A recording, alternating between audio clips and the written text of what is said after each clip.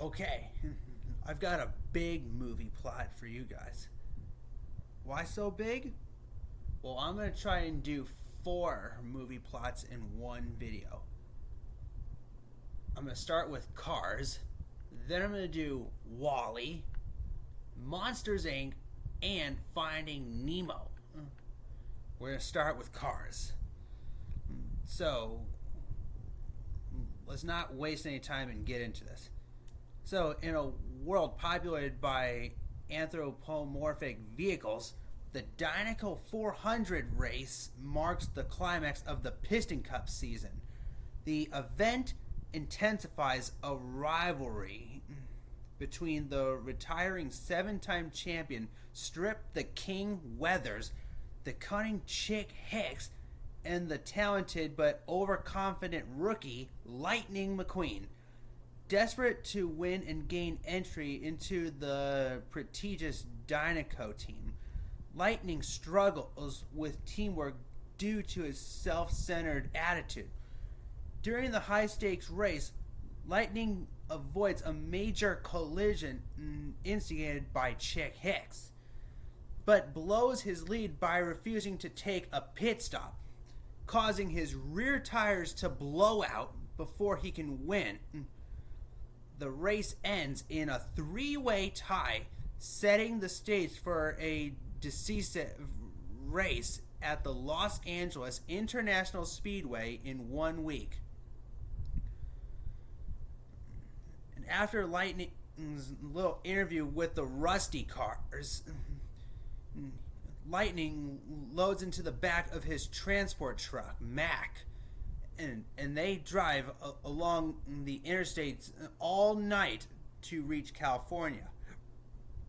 But after a mishap along the way, when Mac starts to get really tired, the rear door of the truck opens and Lightning comes rolling out. Realizing that he just lost Mac, Lightning tries to follow, but soon realizes he's been following the wrong truck. Is now stuck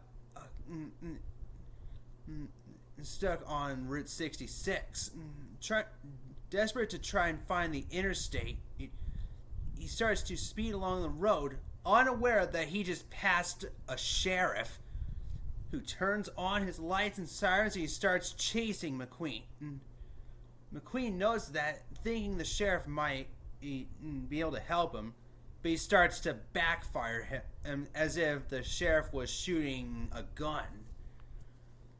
And then Lightning approaches the rundown desert town of Radiator Springs.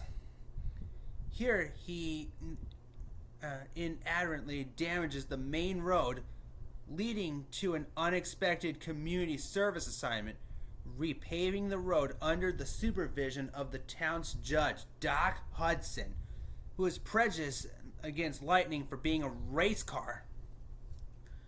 Lightning repaves the road shortly in a rush to leave, and Doc challenges him to a race for his freedom, on the condition that he starts over from scratch if he loses.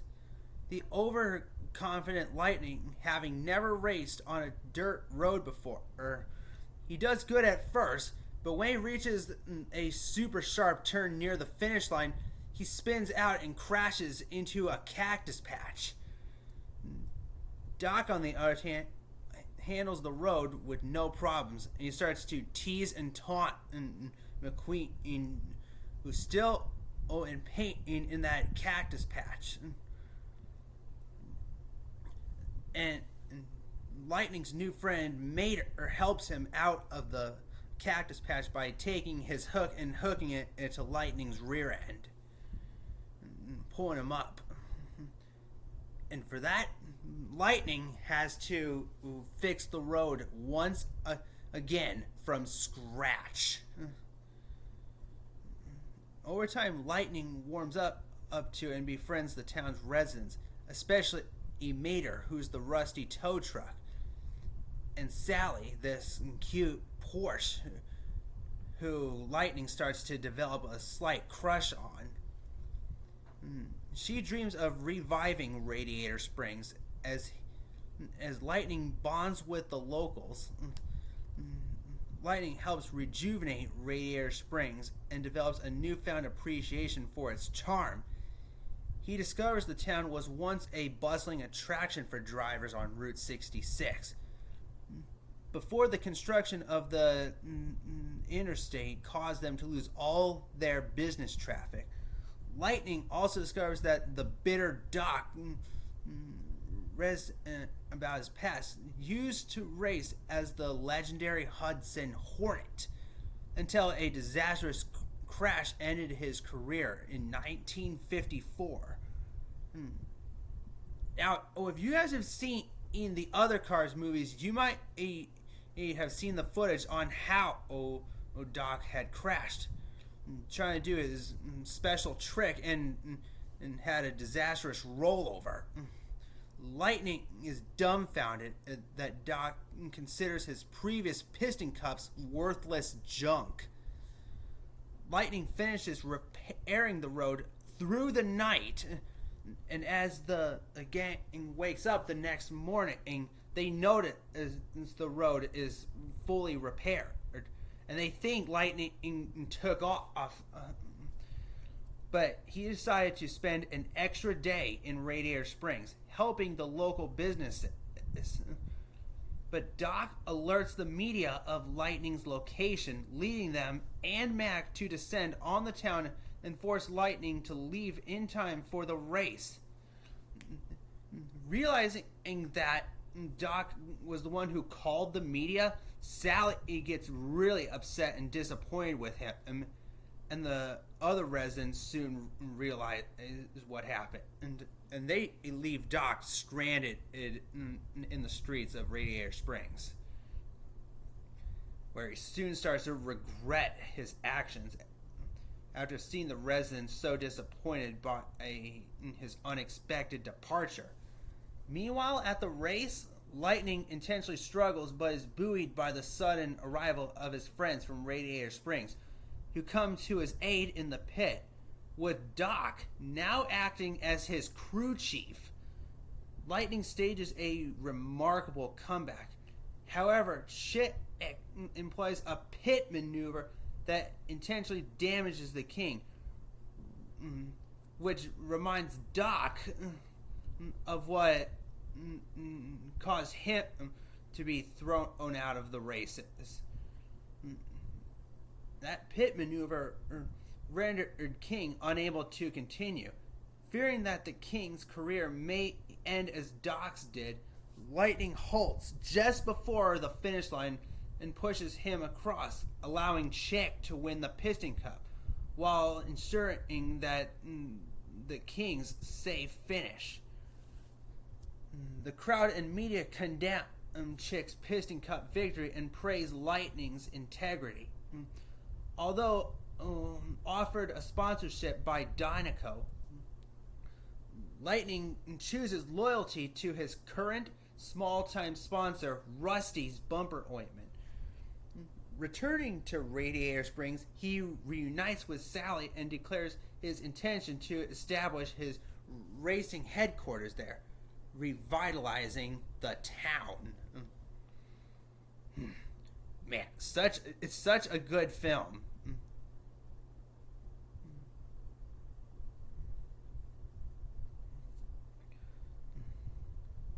I've always been a fan of Doc Hudson because the Hudson Hornet is such an amazing car.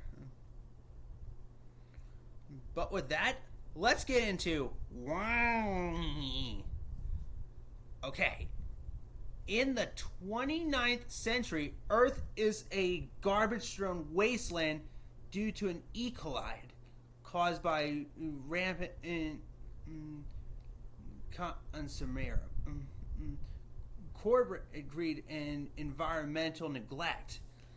Humanity is nowhere to be seen, having been evacuated by the mega corporation, by and large, to space on giant starliners, leaving trash compacting robots to clean up the planet.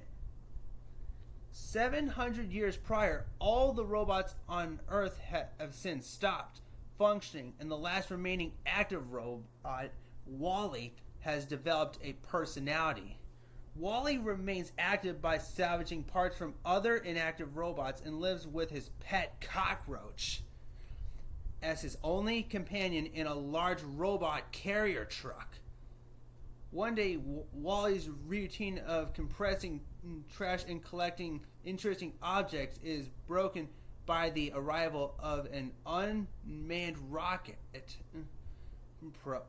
carrying an egg-shaped robot called a extraterrestrial vegetation evaluator, or for short, EVE, which is sent to scan the planet for signs of sustainable life. Wally is smitten by the sleek, otherworldly robot, and the two begin to connect until Eve goes into standby mode when Wally shows her his most recent find, a living seedling. The probe ship eventually returns and collects Eve and the plant, with Wally clinging on in fear of losing her. The probe ship then returns to its mothership, the Starliner Axiom. In the centuries since the Axiom left Earth, its passengers have degenerated into helpless obesity due to microgravity and laziness, with robots catering to their every whim. Even in Captain B. McCrea is used to sitting back while his robot, the autopilot, nicknamed Otto, pilots the ship. McCrea is unprepared to receive the positive probe response, but discovers that placing the plant in the ship's hollow detector will trigger a hyper jump back to Earth so that humanity can begin again. When McCrea inspects Eve's storage compartment, the plant is missing, with Eve blaming Wally for its disappearance. Eve is deemed faulty and taken to diagnosis. Mistaking the process for torture, Wally intervenes and inadvertently releases all the other faulty bots, causing him and Eve to be designed as rogue robots. Frustrated, Eve tries to send Wally home in an escape pod, but before she can, the two witness McCrea's first mate robot, Gopher, then stowing the plant in a pod set to self-destruct. Revealing that Wally did not steal the plant, Wally enters the pod to retrieve the plant just as it launches, but both he and the plant survive unscathed. Eve catches up to him and they reconcile, celebrating with a dance in space around the Axiom. Eve brings the plant back to McCrea, who watches her recordings on Earth, concluding that they can and must save it. However, Otto reveals that he has been ordered to not return to Earth by a secret no-return directive A113, issued by BNL CEO Shelby E. Forthright, on account of risking toxic levels making Earth unlivable, and also reveals that Gopher attempted to dispose of the plant on Otto's instructions. When McCrea goes against the directive, Otto and Gopher electrocute Wally, forcefully puts Eve into standby and throws them both down a garbage chute and confines McCrea to his orders. Eve, having been reactivated by a mouse-like robot, and Wally are nearly ejected into space with the ship's refuse. But Microobulator, or for short, Mo, who is a cleaning robot who has been following Wally's dirt trail across the ship since his arrival, inadvertently jams the door and saves the two, prompting the weight is a location load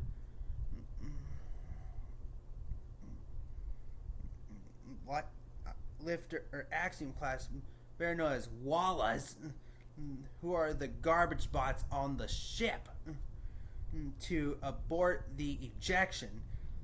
As humans and robots help in securing the plant, Macrea and Otto fight for control of the axiom. Otto crushes Wally using the hollow detector in a last-ditch attempt to keep the human passengers in space. Macrea eventually overpowers and deactivates Otto, relieving him of his duty by switching him to manual mode, and Eve successfully inserts the plant, initiating the hyper jump. Arriving back on Earth, Eve quickly repairs Wally, but finds that his memory and personality have been erased. Heartbroken, Eve gives Wally a goodbye kiss, which releases a static electricity shock, restoring him to his normal self. Wally and Eve reunite as the Axiom inhabitants take their first steps on Earth. Humans and robots turn the planet into paradise, and the plant grows into a mighty tree, which Wally and Eve rest beneath. Pretty good.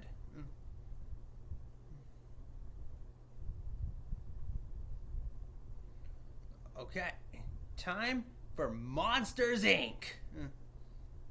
Let's see what we got here.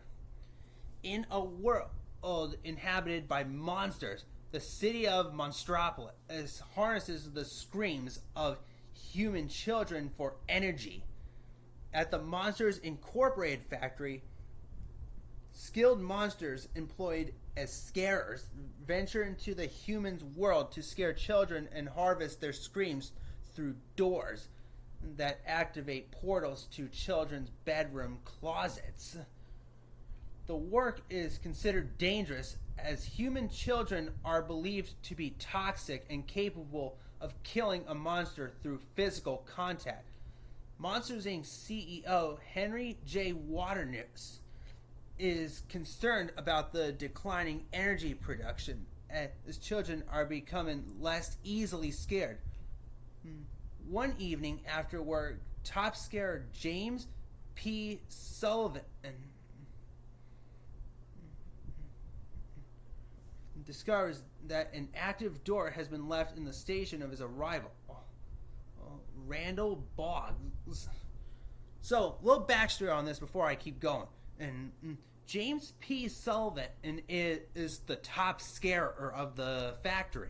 And his right-hand man, and Mike Wazowski, has been training Sully to keep his title.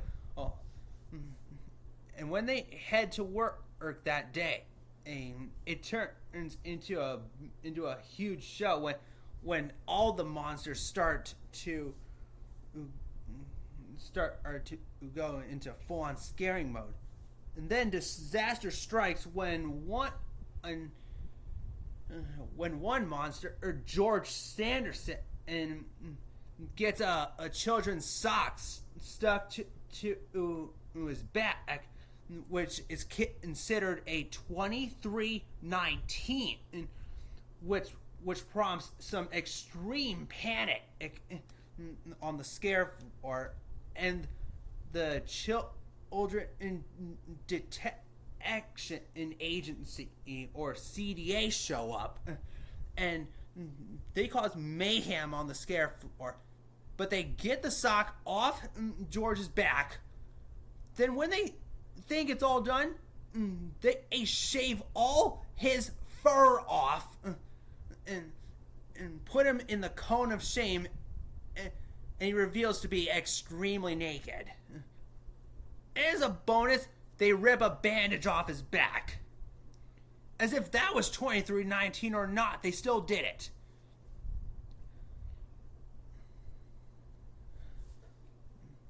Meanwhile, Mike Wazowski has been getting ready for a date with his crush, Celia, who works behind the counter at Monsters Inc.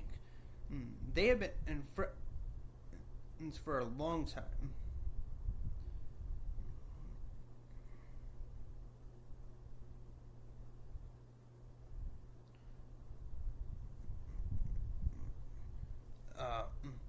Anyway, that night when Sully finds the door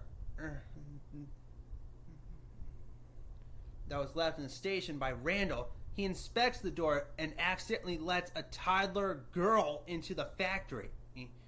Frightened, Sully unsuccessfully tries returning the girl, who escapes into Monstropolis, interrupting Sully's best friend and assistant Mike Wazowski on a date at a sushi restaurant named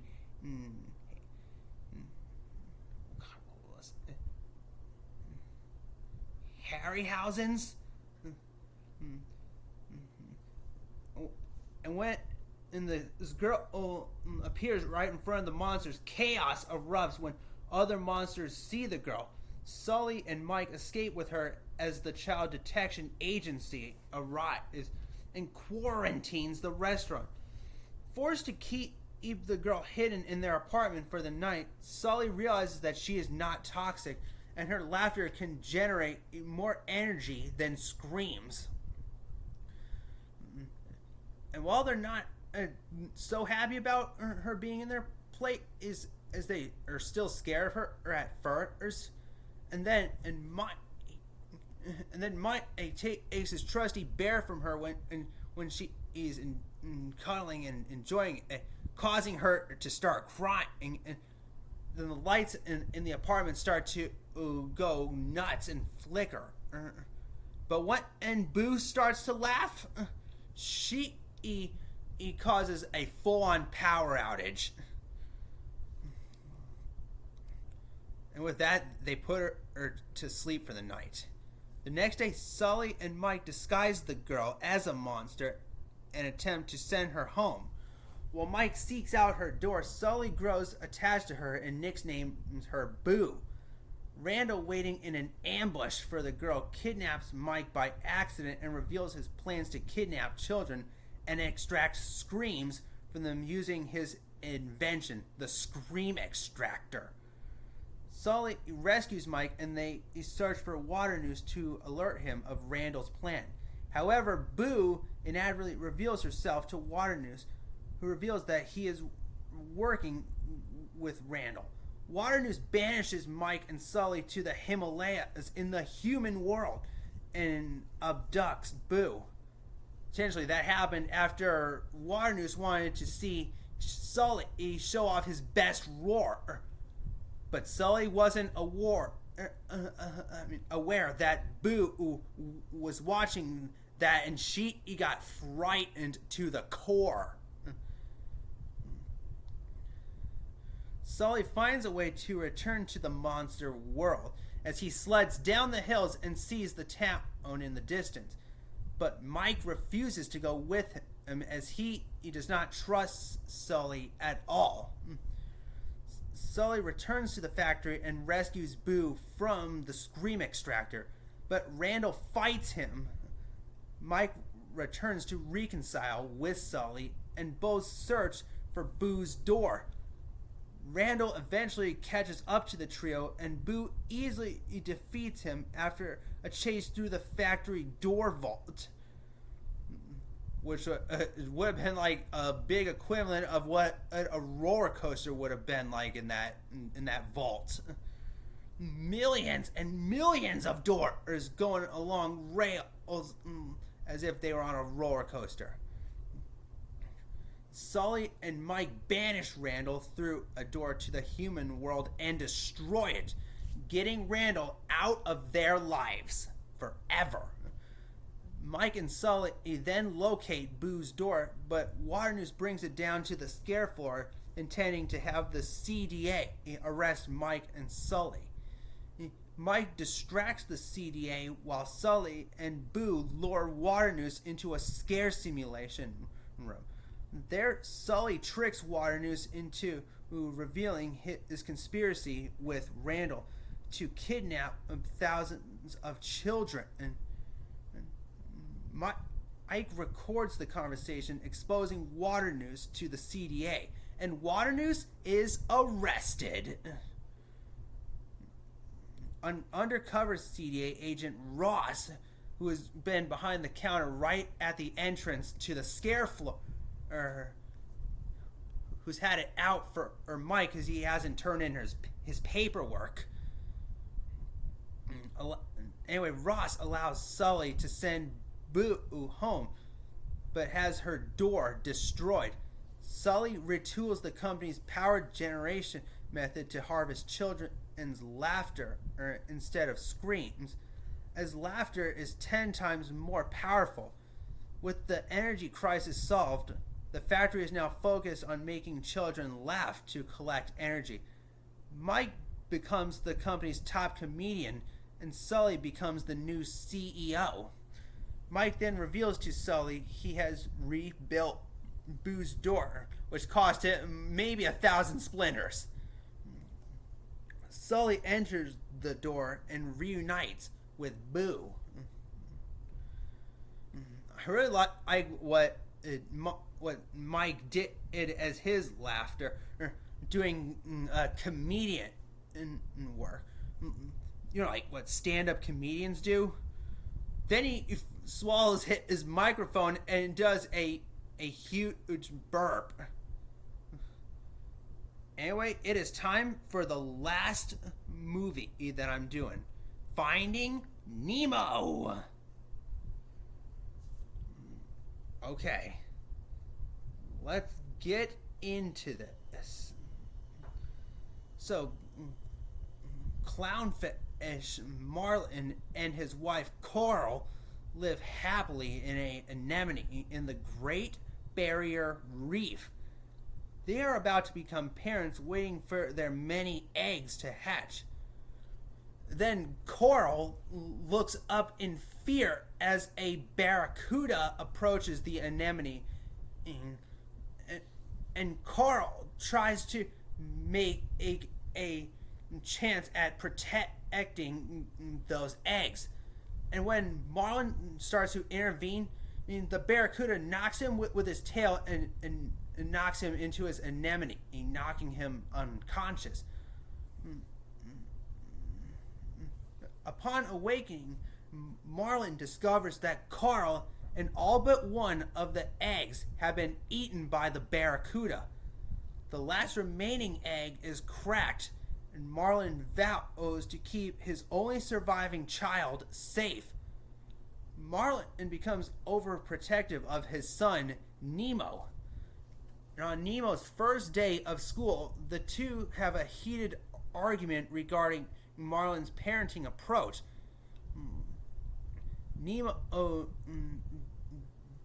defiantly swims to a speedboat that Nemo's friends were calling a butt. So Nemo swims towards the speedboat while Marlin yells at him to come back. But soon Nemo is captured by scuba divers, and Marlin frantically pursues the boat in a van.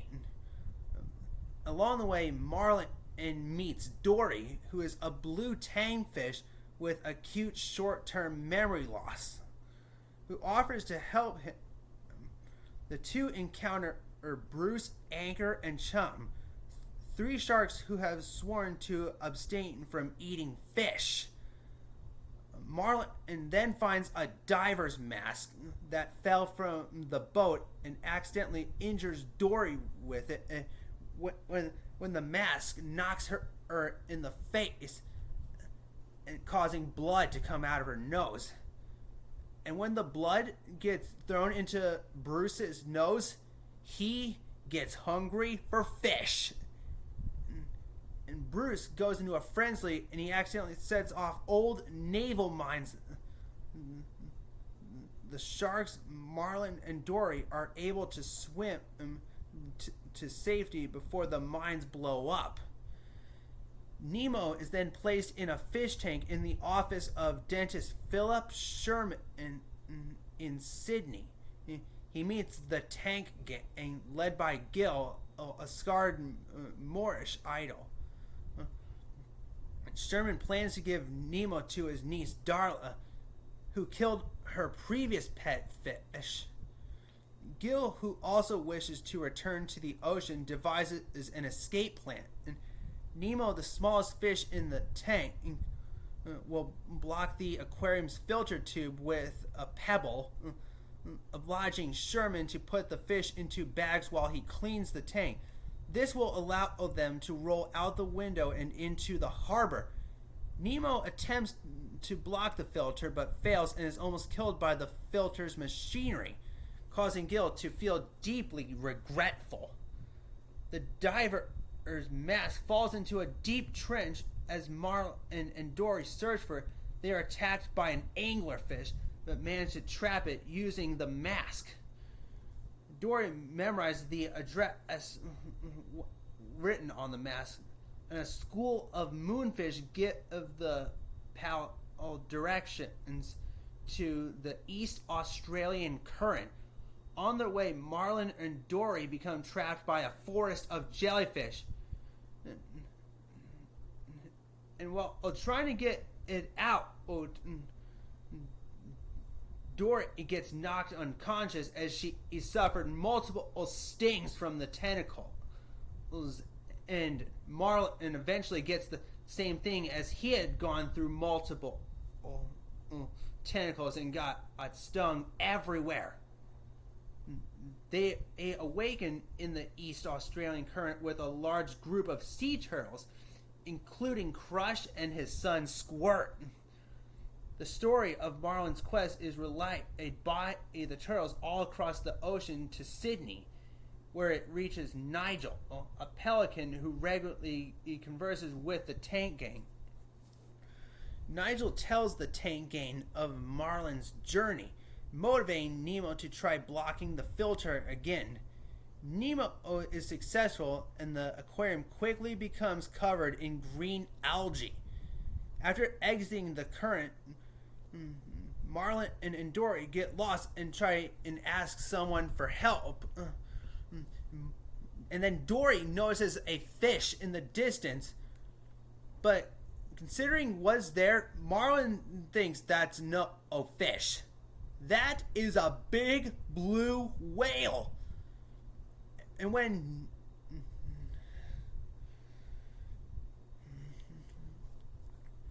Dory notices that it's a whale, she tries to speak whale in her most pathetic way.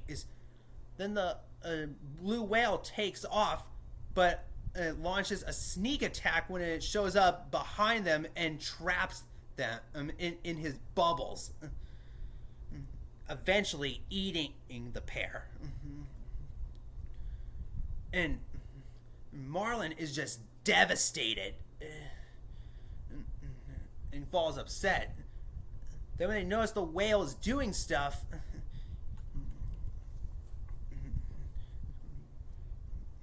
Dory starts to talk to the whale again, but this time the whale speaks back, saying that they've stopped. Then the whale speaks again, convincing the gang that they should go to the back of the throat, as it's clear that the whale's got a plan. Then he drops them down by the tongue into the back of the throat, and they get expelled from the whale via the whale's blowhole into Sydney Harbor. Nigel takes Marlin and Dory to Sherman's office while being chased by a crap load of seagulls.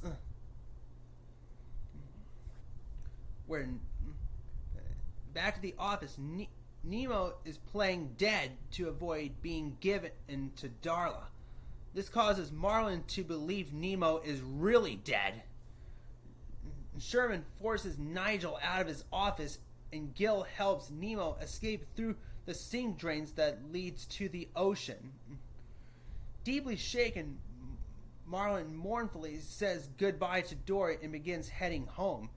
Nemo meets Dory, who helps him reunite with Marlin, However, a fishing trawler captures her in a net along with a school of groupers. Nemo and Marlin work together, instructing the fish to swim down. Their combined force breaks the net, saving Dory. Sometime later, Marlin, who has become more confident and outgoing, drops Nemo off at school. Dory joins Marlin, and together they wave goodbye to Nemo as he leaves with his class. Meanwhile, after the dentist's new filter breaks, the tank gang escapes into Sydney Harbor in their plastic bags.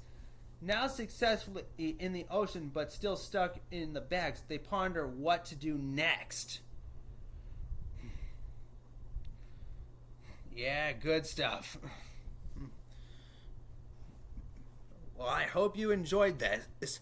Peace out.